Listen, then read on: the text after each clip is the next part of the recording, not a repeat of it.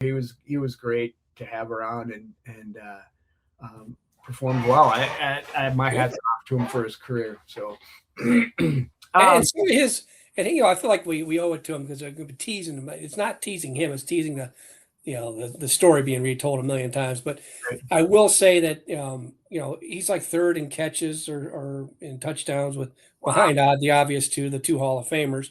He'll never be in the Hall of Fame. He'll be in the Vikings Ring of Honor maybe someday.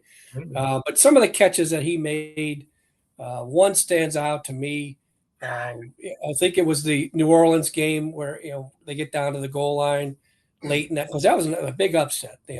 Zimmer was going to get fired and all this stuff, and they were 7.5 point underdogs. And they're driving, and he's as responsible for Kirk's one playoff win as anybody, because he has that catch where it's like he is draped. There's a defender draped on him, and he always had that ability to kind of make that catch Yes.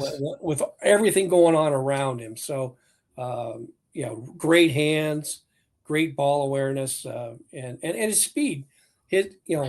Another Adams story, a favorite Adams story of mine is talking to Cordero Patterson. Those two were very close, and it was early in the Thielen emergence as a receiver. They go to Cincinnati, and they got Pac-Man Jones and all those guys, and it's to practice before they play a preseason game.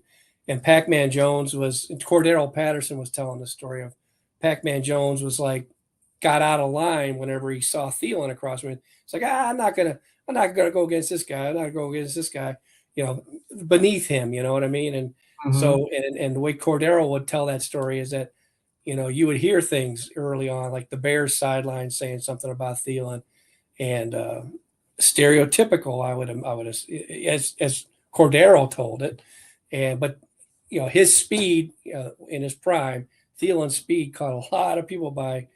He wasn't just a slow possession guy. He had some speed to him. Yeah, that's a great retelling. I also remember one end zone catch he made against the Packers, where he kind of fell away from the guy who was covering him very closely. Kirk just throws a prayer, and Adams falling to the ground and somehow reels this in. It's like you look at it, the replay 10 times. You go, how did he make that catch? And he made a number, guys. I had a. It's funny that.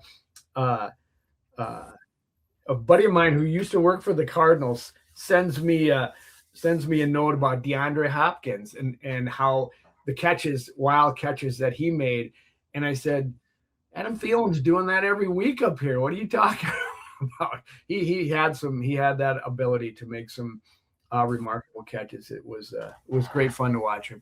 Um, Looking ahead, we got our power rankings for the season out already. First out, I mean, mixed in with all those mock drafts. Pete Prisco from CBSSports.com offered his power rankings. Got the Vikings at 16. Is that good, bad, or where they should be? Mark, what are your thoughts on When you mention the name Pete Prisco, the only thing that comes to mind is Pete was buddies. He's buddies with Tony Baselli, and every time I'd see him every summer, he'd come up and say, "You guys got to put Tony Baselli in the Hall of Fame," and just nag, nag, nag, nag the entire practice. When you were standing near him. So, but Baselli finally got in. It's like I didn't have the heart to say, "Come on, he's got 91 games. He was only healthy for 6 years." But that's neither here nor there. that? Right. So, but I give Pete credit that when I was doing power rankings during the season, I thought they were the most worthless things that I could write all week. To do that and take it into what are we at, March, is very impressive. When it comes to you're underneath the bottom of the barrel. But it does get people to look and see. He had him 16, which I'd applaud him for that, because 16 tells me you have no idea if they're going to be good or going to be bad.